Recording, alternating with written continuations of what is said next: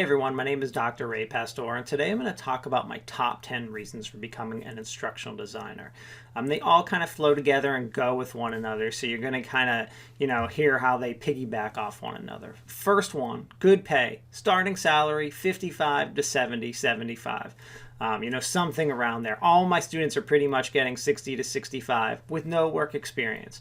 So that's really, really awesome. And obviously, if you go to K to 12 or higher ed, you're going to be in that 55 to 60 range. You go corporate, you're going to be closer to that 70 range. And this does vary based on where you live, but not that much. All right, and then this goes to my second point, which is average salary after 5 years is around $75,000 to $90,000. So your salary keeps going up. So you can keep going up, which leads into point number 3, chance for promotion. Once you get promoted from instructional designer to project manager, the amount of your salary is as you go into management and executive levels within a company is endless. You can make millions of dollars a year. I see a lot of those salaries starting around 130 to maybe like 200 to start with bonus. So those are really, really good salaries. And then we go on to point number 4, which is the only thing you really need to get into our field is a bachelor's degree. That's how you get the master's. You can have a bachelor's degree in any field and get your master's degree in instructional design. So the minimum requirements to get in our field are usually that master's degree. So if you can have a bachelor's in English, science, mathematics. It does not matter what your bachelor's in. You can become an instructional designer by getting into a good master's program. Point 5, it's a great second career.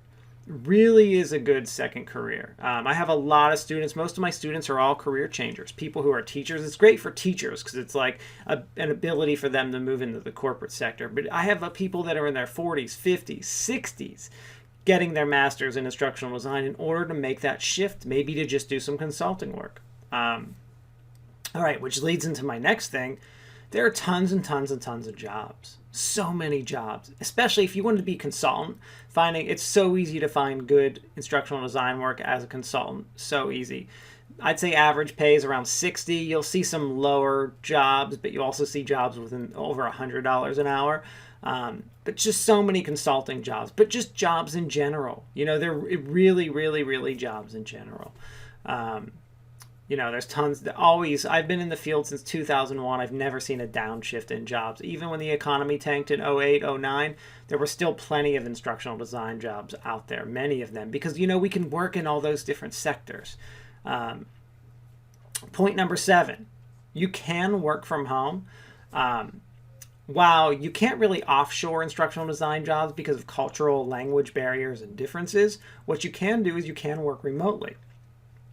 So I have plenty of my alumni who are working remotely from home. And then there's also the options to not work from home. I have plenty of students that are working in a company and they get to go there every day. So you have to kind of pick and choose what you want to do. But there is that, option for people.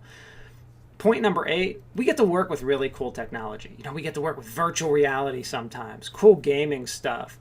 But even if you don't get to work with that, level of cool stuff, you always get a good high-end computer because you get to do some, usually you're developing something. So you will get higher-end machines and stuff, so which is kind of fun to play with. Probably my biggest things, my last 2 points that I really, really, really enjoy here is 1, we can work in any environment. We can work in corporate, government, K to 12, higher ed, healthcare.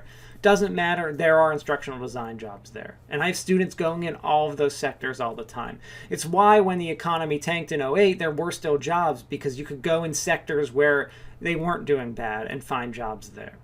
And then number 10, which is really the biggest thing, is every single company or organization needs instructional designers. There's a need for training at all organizations, which means they all have instructional design jobs. You can really almost move anywhere and be an instructional designer, which is kind of cool.